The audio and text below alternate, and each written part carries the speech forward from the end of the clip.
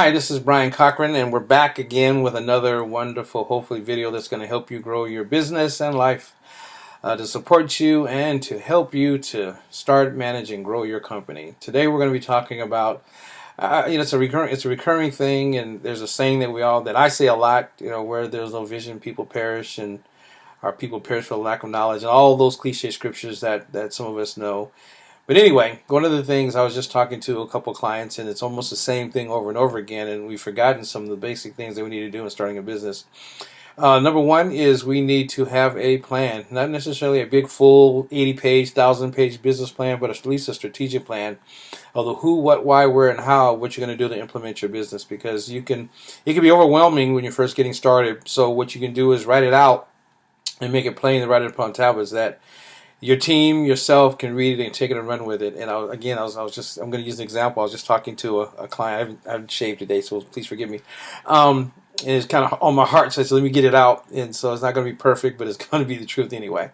So anyway, talking to a client, and we were discussing some steps and asking him some ideas about his business, and I'm being his consultant. And so he calls me and says, "Hey, I want to do da da da da da da. Just can't run off about 20 things. I'm going to introduce you to da da da da da."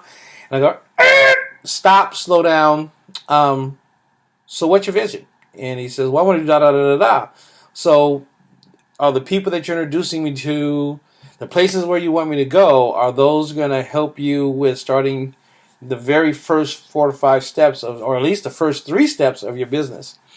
And then so one of the things I want to kind of share with you, number 2, is if you're, surround yourself with a team. If it's you and a consultant, you and a coach, or you and a couple other people that'll help you with holding you accountable, helping you with staying on track, helping you understand where you need to go, and then those that have an expertise they're bringing to the business. So that's why when you build a corporation, get yourself a board. I'm going to really get into that, so it doesn't matter if it's for-profit, non-profit, church, ministry, whatever. It doesn't matter.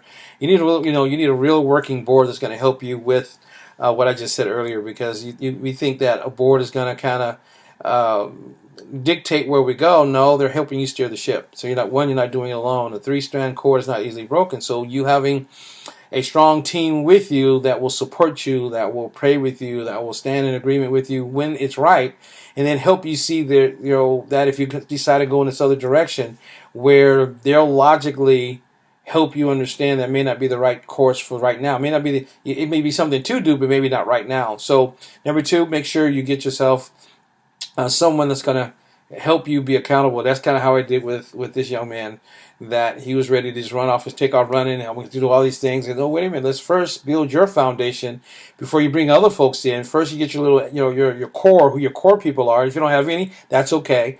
But at the same time, slow down before you try to do business and get business out there. What is your process? What is those things? One of my favorite shows is called The Prophet, and with Marcus Lemonis. And on his show, it's people, process, and product. Those are the 3 things. So you can have great people that's part of your team. You can be a great person yourself. You have a great product. But if your process is messed up, that's where most businesses kind of go under. They'll go under, you may be a great person. Your idea or your concept or your service, your product could be fantastic. But if your process is not in order, guess what will happen? You'll more than likely fail, because it's like I'm here in Southern California. I'm right off the 10 freeway. And I always ask this question when I do some teaching, that can you get to Chicago only taking the 10 freeway? And those that live in California, you can't. You got to take other routes to get there. You can't. It's not a straight shot, because the 10 freeway goes through Texas, and I think it ends at Louisiana, becomes 20. Somewhere past Texas, it changes to the 20. And so you can't or it veers or something like that, but it doesn't go north. It goes straight east, and it ends at the Atlantic, if you keep going straight. So to get to Chicago, you got to go there's several routes you can go, and I'm not going to go about the routes because it doesn't matter, but you get what I'm saying, that if you don't chart out your course, it's like a ship without a rudder. It can go any kind of way it feels like it, because it's tossed and tossed to and fro by the wind and doctrine or whatever you want to believe. You see something on TV, or you read something in a blog, or you go somewhere to a seminar, and all of a sudden you want to go in a different direction, which may not be a bad thing, but if it's according to your plan, and your plan of action, is that the right thing to do? And so I end up having to keep taking him back because, again, we'll have zeal when we want to start our business. We want to go for it and just take off and do great things because we know that we got a great idea. We have something that will change lives, and that's wonderful. But slow down, smell the coffee, and go through those 4 or 5 steps it's going to take when you first initially launch your business. Who are the key people that you need to be a part of the business? Where are you going to meet them, and how they're going to connect? And the biggest part is how they're going to connect, because when I was talking to the young man, I was like, well, wait a minute. He was trying to explain who these people are, and I'm like, oh, time out. Those are your end users. Those are your customers. Those are not part of your core, because they're not part of the planning process. They're not part of investing in the company.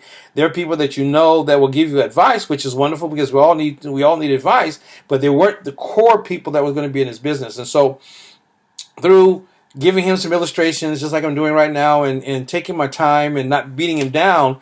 But as a coach, my job as a coach is to steer you in the right direction. And it may hurt, and again, he understood it, so he appreciated it, and we loved on each other, and it was wonderful, and he got it. So I gave him some action steps to do. So the next time we got together, I gave him some things that he needed to do. Go back and revisit your plan if you have one. If you've been in business for a while and you haven't looked at your business plan, look at your business plan to see if you're on track, or see where it's deviated, or where you need to deviate. Because as technology changes, as times change, your business will have to change and innovate. Innovation is number 3, or number 4, I think it is.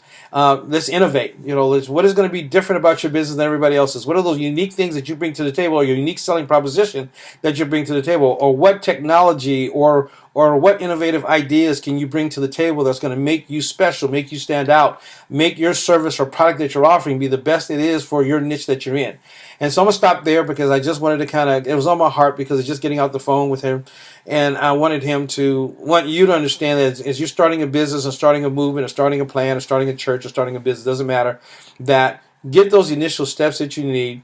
Write the vision, write the idea, write the concept. Does it go along with your mission statement? You need a mission statement if you don't have one. Put together a mission statement.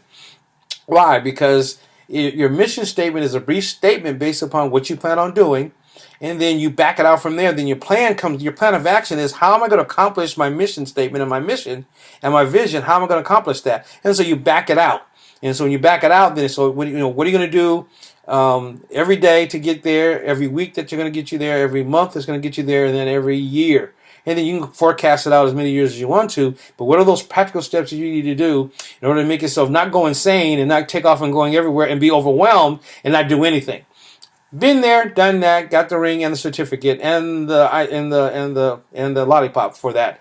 So anyway, make sure you do those things. Especially if you're just getting started, write the vision, make it plain. Make sure you have a business plan, and let's go forward.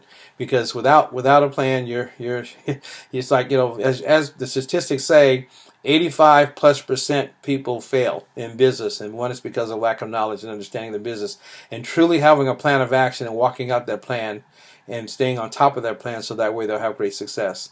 Because most of us are starting our businesses with a limited budget. So if you're starting with a limited budget, every penny, every moment counts. So make sure you make the best of it for first writing a plan. We'll talk to you later. Bye-bye.